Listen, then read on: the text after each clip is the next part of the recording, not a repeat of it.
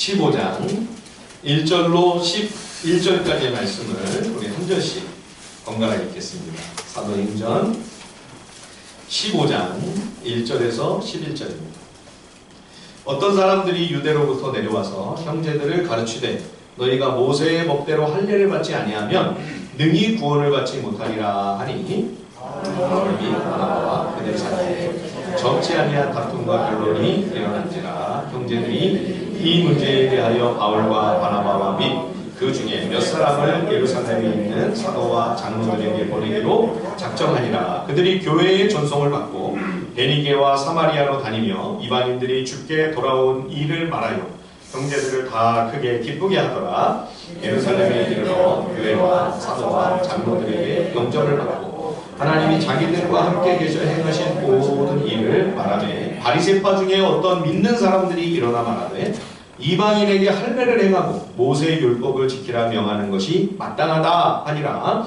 사도와 장로들이 이 일을 의논하러 모여 많은 변론이 있은 후에 베드로가 일어나 말하되 형제들아 너희도 알거니와 하나님이 이방인들로 내 입에서 복음의 말씀을 들어 믿게 하시려고 오래전부터 너희 가운데서 나를 택하시고 또 마음을 아시는 하나님이 우리에게와 같이 그들에게도 성령을 주어 증언하시고 믿음으로 그들의 마음을 깨끗이 하사 그들이나 우리나 차별하지 아니하셨느니라.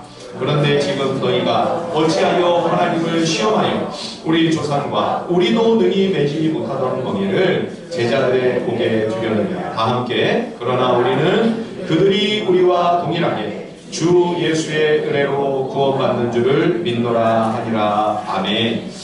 하나님께서는 예수 그리스도의 부활의 복음, 이 생명의 복음을 온 세계 모든 나라 가운데 택하신 주의 자녀들에게 전해주시기 위하여 땅끝까지 하나님 나라가 확장되어 나아갈 그 준비를 계획대로 차근차근 추진해 가시는 것을 우리가 사도행전을 통해 목격합니다.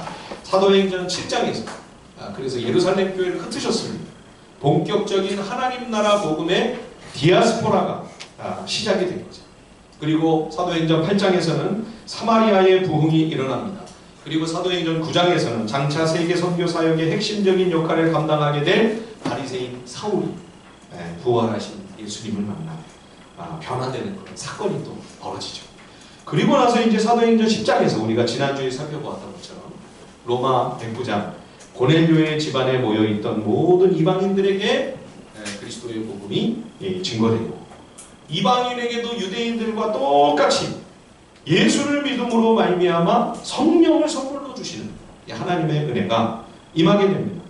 그래서 예루살렘과 유대와 사마리아에 일어났던 동일한 오순절의 역사가 이방인들 가운데에도 시작이 되는 거죠. 그리고 나서 이제 안디옥 교회가 세워지고 안디옥 교회를 통해 본격적인 해외 선교가 시작이 되죠. 바나바와 바울을 선교사로 파송하여 구브로와 소아시아 갈라디아 지방의 1차 선교 사역이 성공적으로 이루어져 많은 이방인을 중심으로 교회가 세워지게 됩니다.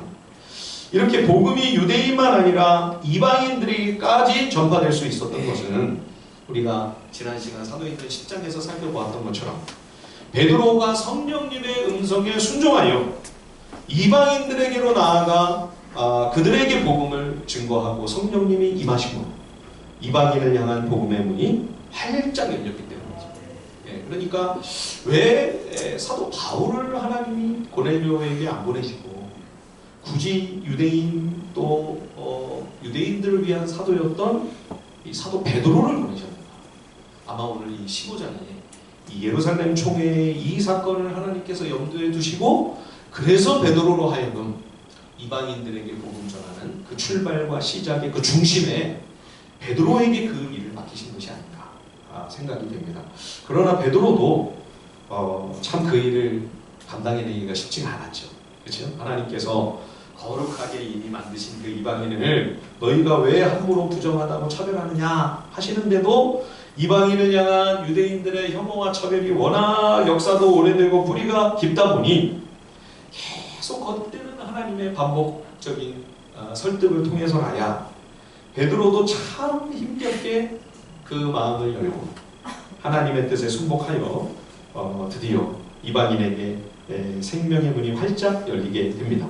그런데 이제 그렇게 하고 베드로가 예루살렘 교회에 돌아오니까 유대인 성도들 중에서 대번에 베드로에게 와서 베드로를 비난하고 베드로를 공격하는 것, 아니 어떻게 이방인들에게 가서 이방인들과 함께 만나고 그들과 같이 식사를 하고 그 숙소에 같이 묵으면서 그들에게 복음을 전할 수가 있는가. 그래서 사도행전에 보면 9장에서부터 10장까지 있었던 이야기를 자세히 다시 한번 반복합니다. 어떤 환상을 받고 또 이방인들을 보내주셨을 때 하나님께서 또 어떤 음성을 주셔. 내가 보냈으니 의심하지 말고 함께 있다가 그들을 따라가라. 그래서 쫓아가서 가이사랴에 가서 이방인 고넬료 백부장의 집에 갔는데 거기 많은 이방인들이 모여있는 가운데 말씀을 전하는데 생각지도 않게 성령님이 우리와 똑같이, 이게 베드로가 참 지혜롭게 잘한 게 혼자서만 간 게 아니고 고넬료가 초대를 했을 때 다른 유대인 크리스찬들을 함께 증인으로 데리고 갔거든요.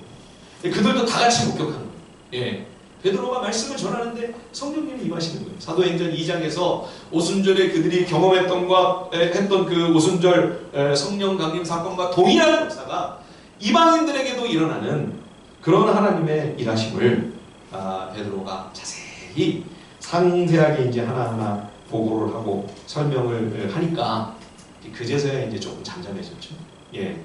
그런데도 유대인들 성도 중에는 여전히 이방인 성도들에 대한 차별의식을 가진 사람들이 있었습니다.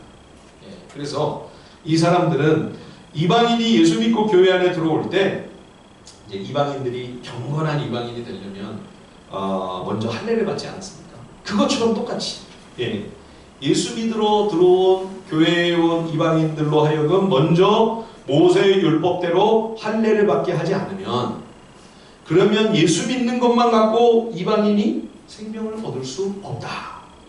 오늘 사도행전 15장 1절 한번 보십시오. 홍장로님 뒤에 한번 보시는 분 만나주실까요? 사도행전 15장 1절 말씀을 한번 보십시오. 어떤 사람들이 유대로부터 내려와서 형제들을 가르치되 너희가 모세의 법대로 할례를 받지 아니하면 능히 구원을 받지 못하리라. 이게 이제 어떻게 된 일이냐면요. 예루살렘 교회에서 말씀을 전하고 가르치는 그런 사람들이 이제 안디옥 교회에 와가지고 안디옥 교회에서 예배 드릴 때 말하자면 초청 강사로 이분들을 세운 거예요. 그랬더니 그 세운 강단에서 뭐라고 말씀을 전하냐면 안디옥 교회가 대부분 이방인 성도들 아닙니까? 그렇죠? 근데 그 이방인 성도들에게 당신들은 예수만 믿는 것 같고 구원 못 받습니다. 먼저 할례를 받아야 됩니다.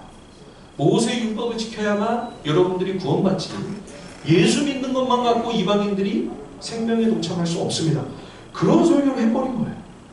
그러니까 이게 얼마나 이방인 성도들 가운데 큰 일파만파가 됐겠어요. 그렇죠? 그래서 2절을 보십시오. 사도행전 15장 2절을 보시면 바울 및 바나바와 그들 사이에 적지 아니한 다툼과 변론이 일어났다. 안디옥 교회만 아니고요. 모든 이방인 교회가 이 문제로 인해 심한 봉사를 앓게 됩니다. 이 사람들이 안디옥 교회만 간 게 아니라 갈라디아에도 갔어요. 그래서 바울과 바나바의 그 1차 선교 사역으로 이방인 교회가 세워진 그 지역에까지 가가지고 쫓아다니면서 이 다른 복음을 전하는 거죠. 할례 받아야 된다. 이방인은 할례 받지 않으면 모세 율법 지키지 않으면 예수 믿는 것만 가지고는 안 된다. 그러니까 얼마나 큰 어려움이 초대교회, 이방인 교회 가운데 있었겠습니까? 이 할례는 하나님께서 아브라함에게 그 언약을 다시 한번 새롭게 갱신해 주시면서 언약의 증표로 명하신 거죠. 살점 일부를 잘라내는, 제거하는 그 의식을 통해 하나님의 백성답지 않은 악한 탐욕을 제해버리고 말씀에 온전히 순종하는 거룩한 언약 백성다운 삶을 살기 위한 결단과 다짐을 의미하는 이 구약의 예식이 할례였습니다. 이것이 이제 신약 시대에는 세례로 그 형태가 바뀌게 되는 거죠. 본질은 비슷합니다. 옛 언약의 할례는 몸의 할례, 육체의 표시와 흔적이 그러므로 그 핵심이 아닙니다. 본질은 영적인 할례입니다. 마음의 할례가 그 핵심입니다. 그래서 사도행전 7장에서 우리가 지난 수요일날 3주에 걸쳐서 사도행전 7장을 좀 자세히 살펴봤죠. 그렇죠? 스데반이 아브라함 언약을 뭐라고 얘기하냐면 할례 언약이라고 그렇게 선언하지 않았습니다. 그 스데반의 신학을 그대로 바울이 또 계승해서, 바울도 로마서에서 할례의 의미를 이렇게 이야기를 하죠. 로마서 2장 25절에 보면 네가 율법을 행하면 할례가 유익하나 만일 율법을 범하면 네 할례는 무할례가 되느니라. 할례 받았다고 나는 유대인이라고 아브라함의 혈통적 자손이라고 아무리 자랑해봐야 그게 무슨 소용이 있냐는 거예요. 그것만 내세울 것이 아니라 과연 네가 정말로 율법의 정신을 따라 살고 있느냐. 하나님은 그걸 물어보시는 거죠. 너에게 할례가 있다면, 네가 할례 받은 유대인이라면 너는 당연히 율법을 따라 살기 위하여 몸부림치고 있어야 될 것이 아닌가. 그렇죠? 세례교인도 마찬가지입니다. 나 세례교인이야. 여러분 그거 내세우고 그거 자랑하면 그것이 구원의 표시인가요? 아니요. 하나님은 그 증표를 보자고 하십니다. 네가 정말로 세례교인이냐? 그러면 너는 그 세례의 의미에 합당한 그리스도와 함께 죽고 그리스도와 함께 다시 살아나 이제는 내 속에 내가 죽고 내 안에 예수님이 왕이 되시고 예수님이 주인 되어 사시는 그 진정한 세례교인의 삶이 있느냐? 그걸 우리에게 물으시는 거죠. 예. 그래서 로마서 2장 28절과 29절에도 물은 표면적 유대인이 아니요 표면적 육신의 할례가 아니니라 오직 이면적 유대인이며 할례는 마음에 할지니 영에 있고 율법 조문에 있지 아니한 것이라. 예. 우리가 세례를 받은 세례교인이라면 우리의 마음도 우리의 중심도 우리의 삶도 세례교인다운 삶이 되라. 하나님 앞에서 얼마나 끊임없이 기도하며 애쓰며 발버둥치고 있냐. 그걸 우리에게 묻고 계시는 말씀이죠. 율법 정신대로 살아가지도 않으면서 할례만 자랑한다면 아무 소용이 없다는 것입니다. 할례는 마음에 할지니. 할례는 마음에 할지니. 예, 마음의 할례가 중요한 것이지. 육체의 표시가 그게 무슨 대수냐는 거죠. 예. 그런데도 일부 유대인 성도들은 이러한 마음의 할례, 영적 할례의 이 할례 원역의 본질을 깊이 깨닫지 못하고 할례를 무슨 특권이나 자랑으로 여기는 거예요. 예. 그래서 지금 이방인들에게, 이방인 성도들에게 할례를 막 강요하고 있는 겁니다. 여러분, 우리가 예수님만 자랑하고 은혜만 내세우고 복음만을 우리가 영화롭게 하지 않는다. 그 외에 우리가 다른 걸 내세우고 다른 걸 자랑하고 다른 것을 우리가 의지하고 성도라고 하면서 그것을 붙들고 있게 되면 우리도 모르게 이러한 영적인 갑질을 하게 되는 거예요. 종교적인 갑질을 하고 있는 거예요. 나도 모르게 종교적인 폭력을 휘두르게 된다고 하는 사실입니다. 예. 자, 15장 24절 한번 보실까요? 사도행전 15장.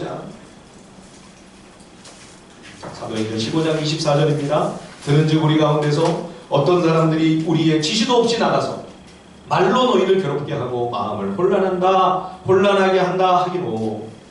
이게 이제 원래는 어떻게 되어 있냐면요, 글자 그대로 제가 번역을 하면 조금 더 표현이 강하게 되어 있는데요, 우리에게서 나간 어떤 자들이 너희를 괴롭게 하고 너희 영혼을 뒤엎으며. 그러니까 이 할례당의 악한 주장이 이방인 성도들의 마음을 얼마나 혼란하게 하고 얼마나 괴롭게 하고 얼마나 영혼을 뒤집어 놓는 그런 엄청난 상처를 입혔는가 하는 것을 이야기합니다. 너희 영혼을 뒤엎으며 이르기를 너희가 반드시 할례를 받고 율법을 지켜야 한다 하였다는 말을 우리가 들었으나 우리는 그들에게 그런 명령을 준 적이 없다. 그러니까 우리는 예루살렘에서 왔다, 이 말도 사실 거짓말이라는 거죠. 예, 자신들의 종교적 권위를 포장하기 위한 사실은 있지도 않은 그런 일이었던 거죠. 이 거짓 교사들, 다른 복음을 전한 거짓 사도들의 약한 주장이었던 겁니다.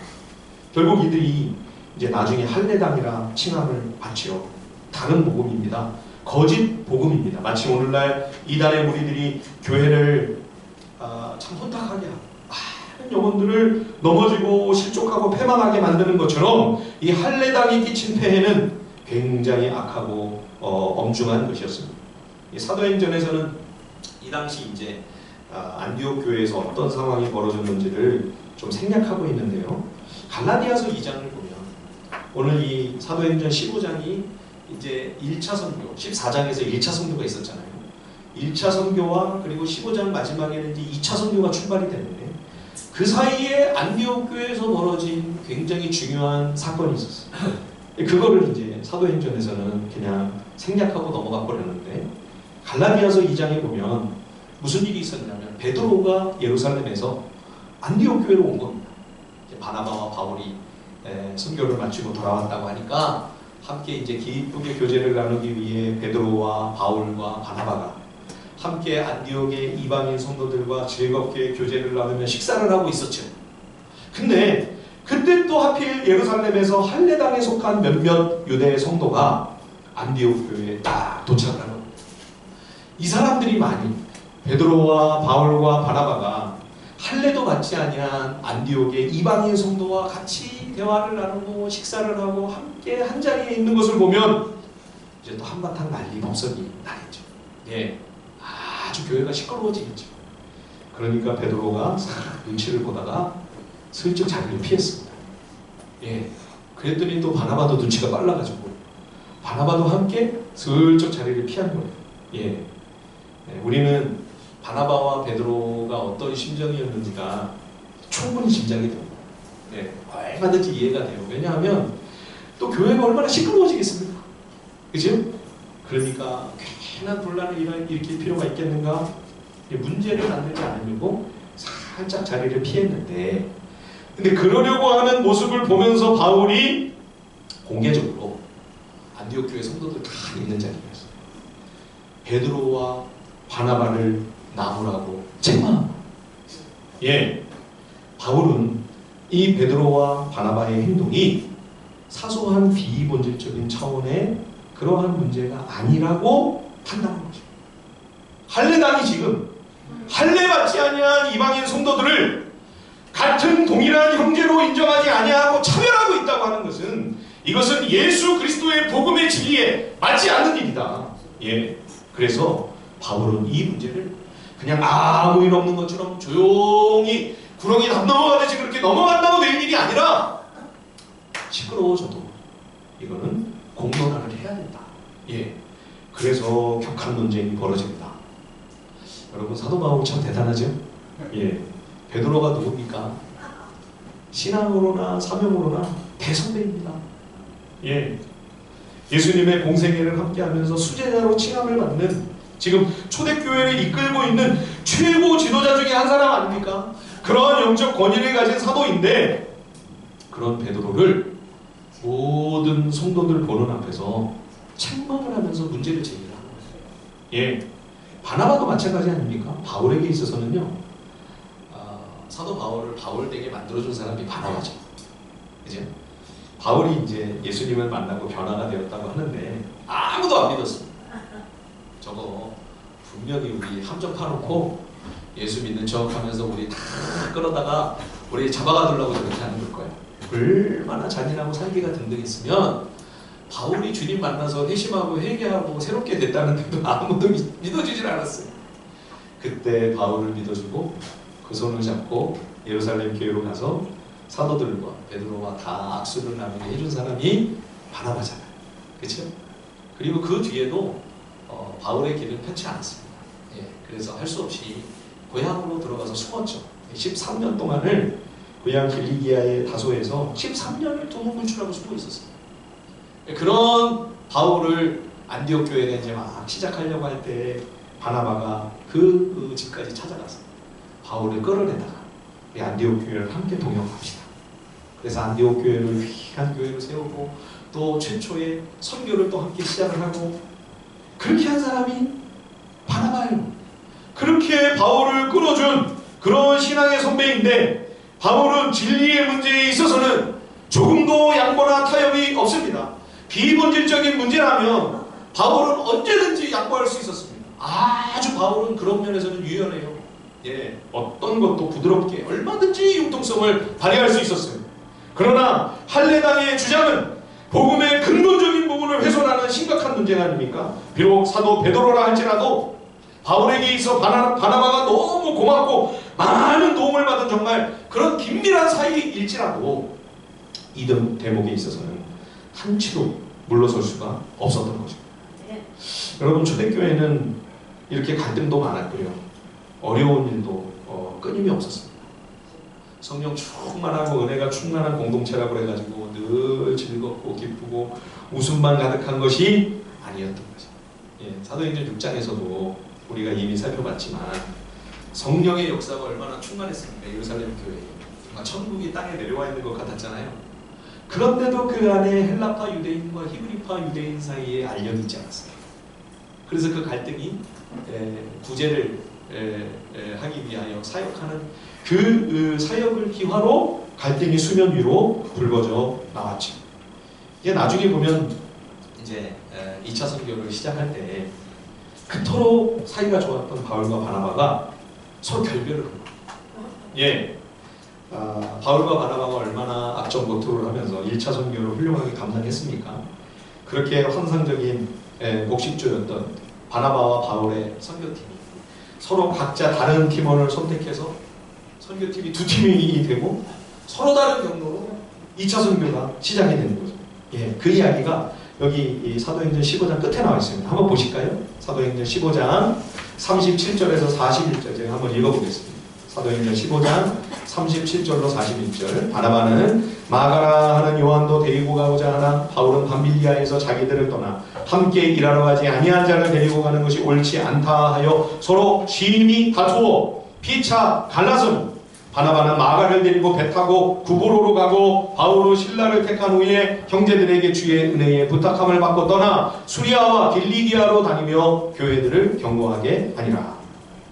그렇게 한 형제처럼 우위가 돈독했던 바울과 바나바가 격렬하게 서로 논쟁을 하다가 서로 다른 길을 가는 거예요. 굉장히 충격적이지 않습니까? 예. 근데 여러분, 이거는요, 바울과 바나바가 성향이 완전히 반대였기 때문에 벌어진 일이었습니다. 바울은 사역 초기에는 굉장히 일중심이었죠. 예, 나중에 가면서 이제 조금씩 바뀝니다. 그래서 1차 선교에서 마가 요한이 마음대로 이탈을 해버리는 바람에 사역 자체가 중단될 뻔했던 그 위기를 겪었으므로 절대 마가 요한은 데려갈 수 없다. 그게 바울의 입장이었죠. 예, 2차 선교를 사역을 되기 위해서는 마가 요한은 같이 가면 안 된다. 바나바는 그래도 이 마가 요한을 포기하지 않으면 안 되지 않나. 하나님의 사역자입니다. 그래도 힘들어도 훈련을 시키고 이 사람을 세워야 되지 않겠나. 여러분, 누가 맞는 것 같으세요? 만약에 여러분이라면 바울처럼 마가 요한을 빼놓고 가시겠습니까? 아니면 바나바처럼 힘들어도 어떻게 해서든지 마가 요한을 데리고 가시겠습니까? 제가 손을 들려고 그러면 분명히 이따 예배 끝나고 싸우실 것 같아서 예. 아마 우리 안에도 아주 격렬한 논쟁이 아마 벌어질 거예요. 예, 다 성향에 따라 다르기 때문에. 결과적으로는 누가 옳았죠? 결과적으로는 바나바가 맞았습니다. 바나바는 마가 요한을 끝까지 포기하지 않고 인내하면서 그를 영적으로 잘 양육하여 이 마가 요한은 나중에 사도 베드로가 내 아들 마가라고 할 정도로 그렇게 사랑과 인정을 받는 꼭 필요한 초대교회의 사역자로 발돋움합니다. 그래서 사복음서 중에서도 가장 먼저 예수님의 행적을 기록한 복음서의 저자가 되죠. 그 책이 바로 마가복음서. 예. 그렇다면 여러분, 바나바가 옳았으니까 사도행전은 누구의 선교 여정을 따라가야 됩니까? 바나바의 여정을 따라가야 될 것 같은데 16장에서부터 보면 바나바의 얘기는 없고 바울의 여정을 쫓아가요. 왜 그랬을까요? 여러분, 이 사도행전 누가복음을 기록한 누가가 바울과 같은 선교팀이고 바울과 더 친해서 그래서 바울을 따라가는 걸까요? 예. 바울과 바나바가 격렬하게 논쟁을 한 다음에요, 바나바가 화가 엄청 났던 거예요. 예. 바나바가 굉장히 부드럽고 온유한 사람인데요, 아마 이때는 진짜 성경에 기록된 내용상으로 보면 가장 많이 열을 받아 뚜껑이 확 열린 것 같아요. 얼마나 화가 났는지 교회의 전송도 안 받고 바나바는 그냥 요즘으로 치자면요, 파송 예배도 안 하고 배 타고 가버렸어요. 예. 여러분, 싸움은 먼저 화 막 불같이 내고 문 쾅 닫고 나가는 사람이 지는 겁니다. 예. 끝까지 화내지 않고 참고 인내하면서 버티는 사람이 이기는 거예요. 예. 길게 보면 바나바가 옳았지만 당신은 바울이 이겼어요. 그래서 바울은 안디옥 교회의 교회 공동체의 기도와 축복 가운데 파송을 받아 형제들에게 주의 은혜의 부탁함을 받고 선교지로 떠납니다. 그래서 바울 선교팀의 사역이 안디옥 교회의 공식적인 선교 사역으로 이렇게 성경의 기록이 남게 되는 거죠. 여러분, 선교는 교회와 함께하는 동역입니다. 여러분, 선교 없는 교회는 있을 수 없습니다. 그리고 선교는 반드시 교회를 통해서 교회와 함께, 교회와 같이 하는 동역으로 이루어져야만 합니다. 바울은 처음에는 마가 요한을 동역자로 인정하지 않았지만 나중에 가서는요, 마가 요한을 자기에게 꼭 필요한 사역자로 인정하고 받아들였습니다. 디모데후서 4장 11절에 보면 바울이 디모데에게 부탁을 합니다. 이게 이제 로마 감옥에서 두 번째 투옥됐을 때거든요. 그때 디모데에게 바울이 뭐라고 간곡하게 부탁을 하냐면, 네가 올 때 혼자 오지 말고 마가 요한을 제발 꼭 데리고 와라. 그가 나의 일에 너무나도 유익하다. 마가 요한이 꼭 필요하니까 어떻게 해서든지 마가 요한을 데리고 와라. 이렇게 바울이 이 초대교회의 서신은 공적인 문서나 다름이 없거든요. 그죠? 갈라디아 교회에 보낸 편지, 그러면 그 한 교회에만 그 편지가 가서 거기서만 그거를 보관하고 있는 게 아니라 이거를 계속 필사를 해가지고 전부 갈라디아 지역 교회들이 다 돌아가면서 보는 거예요. 개인에게 보낸 편지도 마찬가지였어요. 그러면 이렇게 공적인 서신에 바울이 마가를 칭찬하며 그를 동역자로 인정하고 그를 필요하다고 꼭 데리고 와라. 이 말은 뭐겠습니까? 1차 선교 때 내가 1차 선교 끝나고 2차 선교 시작할 때 마가이와 나는 절대 못 데려간다고 바나바와 격렬하게 논쟁을 벌였던 그것은 내 실수였다. 이거를 모든 성도들과 동역자들 앞에서 인정하는 거죠. 시인하는 거죠. 긴 안목으로 참고 견디는 사람으로 마가 요한은 결국 훌륭한 하나님의 사람으로 만들어낸 동역자 바나바의 탁월함을 칭찬하는 것이기도 합니다. 그러니 여러분, 바울과 바나바가 서로 마음 상했다고 철천지 원수가 된 게 아닙니다. 오늘날 우리들이 초대교회 신앙의 선배들에게 꼭 배워야 할 넓은 관용의 마음입니다. 겸손한 마음 중심입니다. 초대교회라고 갈등이나 문제가 없지 않았습니다. 서로 부딪히고 논쟁하고 의견이 서로 달라 겪게 되는 어려움도 만만치가 않았습니다. 그러나 믿음의 선배들은 참 성숙하게 그런 갈등, 그런 문제를 원만하게 수습을 잘 해나갑니다.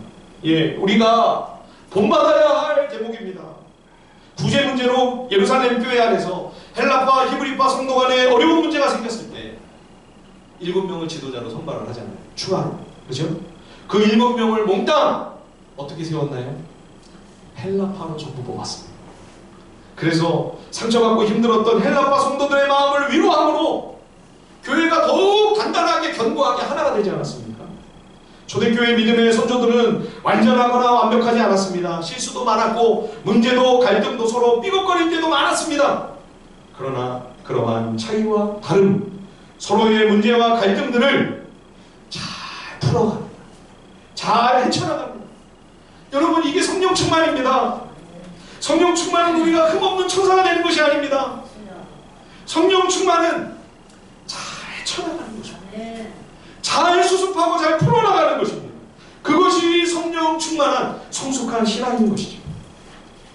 안디옥 교회에서 바울이 공개적으로 베드로와 바나바를 책망한 이 사건은 초대교회 전체에 큰 이슈가 돼서 이방인 교회만 아니라 갈라디아 지역 저 마게도냐 아가야까지 벌써 예루살렘은 물론 그죠? 모든 성도들이 다 이 사건을 알게 되었을 것입니다. 이게 단지 성도들이 서로 이렇게 갈등을 하는 게 아니라 그죠? 초대교회를 대표하는 지도자들끼리 이렇게 부딪히는 이러한 사안이 되었으니 이게 얼마나 참 심각한 이 할례당의 이 문제였겠습니까? 그래서 이렇게 해서는 안 되겠다. 초대교회의 모든 사도들과 장로들, 지도자들이 다 예루살렘으로 모여라.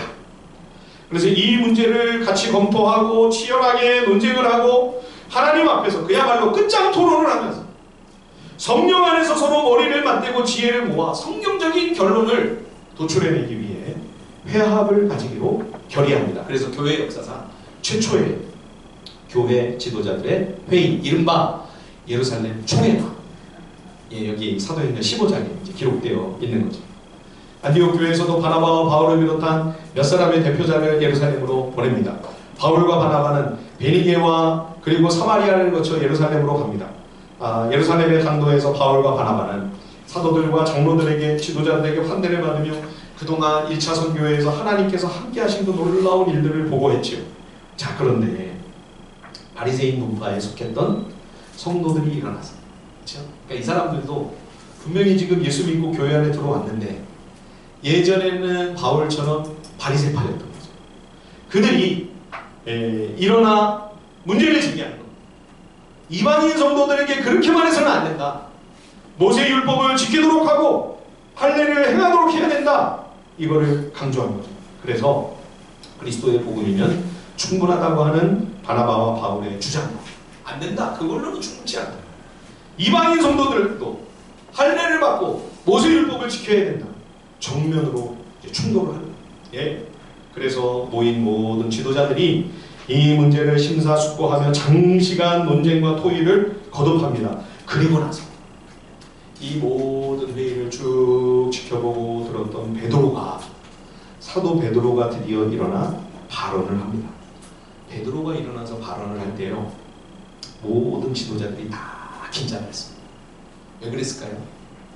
얼마 전에 안디옥에서 바울이 베드로에게 얼마나 망신을 줬습니까? 공개적으로 성도들 앞에서 사도 베드로가 개망신 당한 거잖아요. 쉽게 말하면. 그렇죠? 얼마나 민망했겠어요. 얼마나 창피하고 얼마나 베드로의 영적 권위가 손상이 됐겠습니까? 그런 일이 있었음을 다 알고 있기 때문에 베드로가 딱 일어났을 때 지도자들이 다 손을 죽이고 귀를 기울이고 베드로가 뭐라고 얘기를 할까? 저 건방진 바울 때문에 베드로가 그동안 적잖이 마음이 상했을 텐데 바울의 의견과 정반대의 이야기를 하지 않을까? 다 집중해서 귀를 기울이는 거죠. 근데 베드로가 사도행전 10장 이야기를 꺼낸 거예요. 하나님이 굳이 나를 택하셔서 나를 가이사라의 그 로마 백부장 고넬료의 집으로 보내셔서 이방인들에게 나로 하여금 부활의 복음을 증거케 하셨다. 그때 다른 증인들도 같이 동행했다고 그랬잖아요. 그죠? 그래서 베드로만 아니라 같이 갔던 유대인 그리스도인들 모두가 이방인들에게도 똑같이 물론 이제 그 고넬료는 경건한 이방인이었으니까 고넬료는 할례를 받았겠죠. 근데 고넬료와 가족들만 있었던 것이 아니라 그때는 친구들과 친척들과 지인들을 다 초대를 했어요. 그러니까 그 중에 할례 안 받은 이방인들이 대부분이었겠죠. 그죠? 근데 그들이 복음을 들을 때 성령 하나님께서 아무 조건도 전혀 요구하지 않으시고, 니네 할례 받았냐?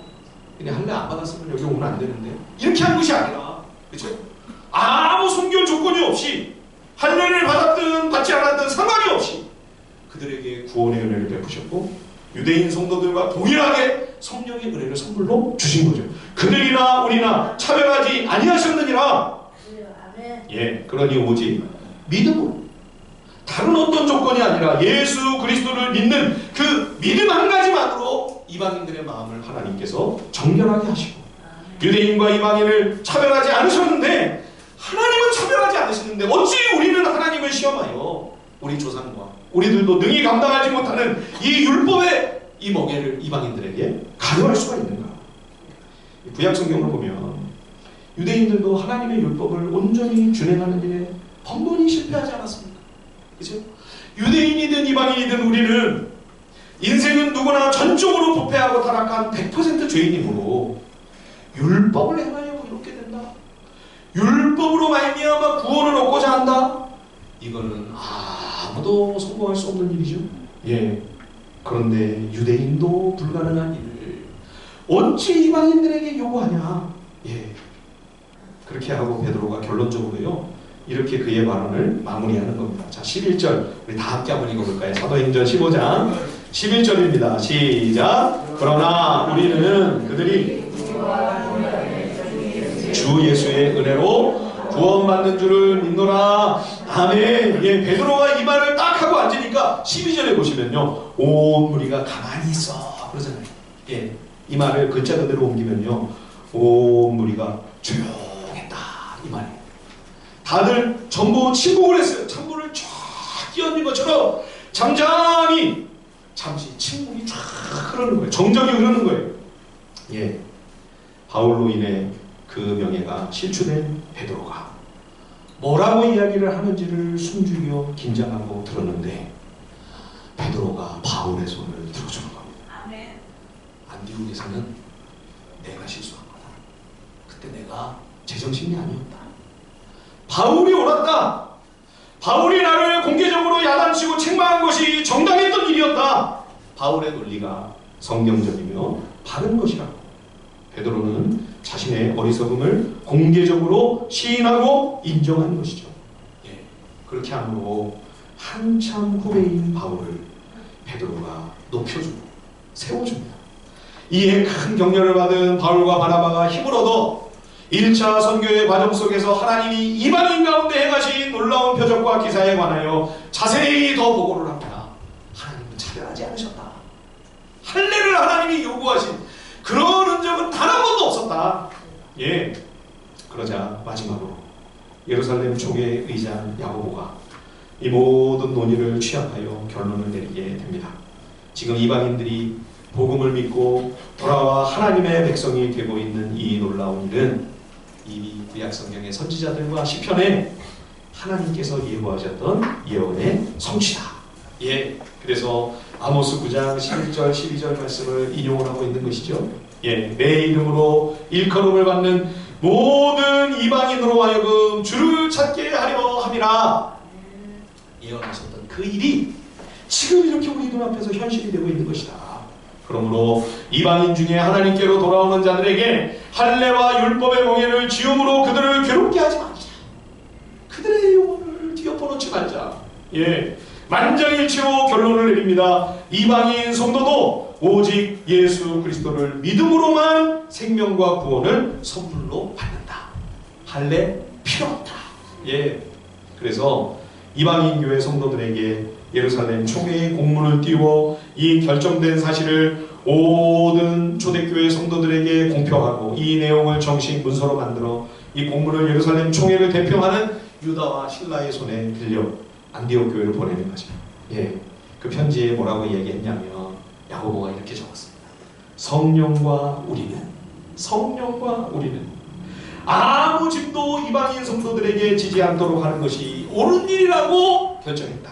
예, 초대교회 사도들과 모든 지도자들이 얼마나 성령님의 도우심과 은혜를 구하며 지혜를 구하며 하나님 앞에서 함께 마음과 정성을 모았으면 이렇게 우리가 결정했다 이렇게가 아니라 성령 하나님과 우리들은 이것이 하나님의 거룩하신 뜻인 줄 알고 만장일치로 이렇게 우리의 마음을 모았다. 성도들 앞에 고백하는 거죠. 얼마나 은혜와 감동이 있었을까요? 얼마나 영적 권위가 있습니까? 그죠? 여러분, 우리도 초대교회 믿음의 선배들 같이 마음이 겸손하여 항상 열려 있어야 하겠습니다.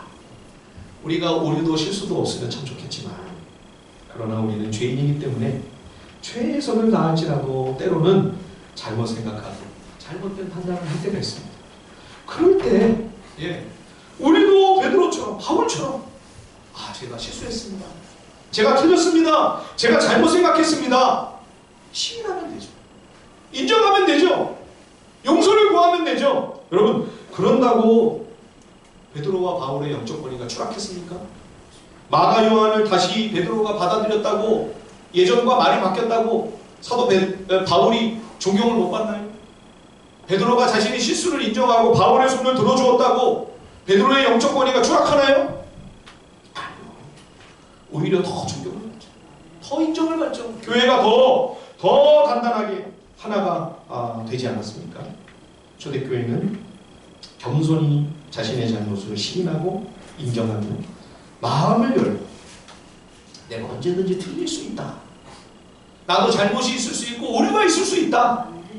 항상 이것을 전제로 겸손히 이거를 늘 염두에 두면서 서로에게 배우는 공동체였습니다. 그러니까 베드로와 바울과 어깨를 나란히 하는 정말 당대 최고의 신학자라고 할 수 있는 아볼로가 평신도인 브리스길라 아굴라에게 가가지고 배우잖아요. 성령 하나님의 그 역사하심에 대하여 잘 몰랐어요. 아볼로가 그거를 브리스길라와 아굴라가 집으로 데려가서 잘 대접을 하면서 그 체험과 간증을 나누며 아볼로의 영적인 세계가 더 풍성해지는 거죠. 초대교회 하나님의 사람들은 마음이 열려 있었습니다. 겸손하여 우리가 얼마나 하나님의 크신 은혜의 세계에 대하여 무지하고 목매한 그런 무식한 자들인가, 이거를 하나님 앞에서 늘 시인하며, 그래서 항상 배우고 언제나 고칠 수가 있었던 거죠. 빨리 고칠 수가 있어요. 수정이 가능한 거예요. 고집이 세면, 교만하면 수정이 불가능해요. 고칠 수가 없어요. 그렇죠? 그런데 겸손하고 유연하니까 빨리 문제를 바로잡고, 잘못 가다가도 그죠? 다시 금세 그 경로를 수정할 수가 있는 거죠.